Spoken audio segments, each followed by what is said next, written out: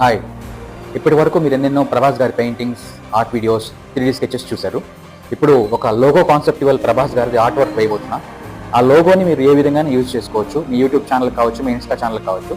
So Prabhas గారిది logo create చేసి video upload చేస్తున్నా. దాన్ని మీరు యానిమేట్ చేసుకుంటారో లేదంటే మీ ఓన్ డిజైన్ని ప్యాటర్న్గా మార్చుకుంటారో, యువర్ చాయిస్.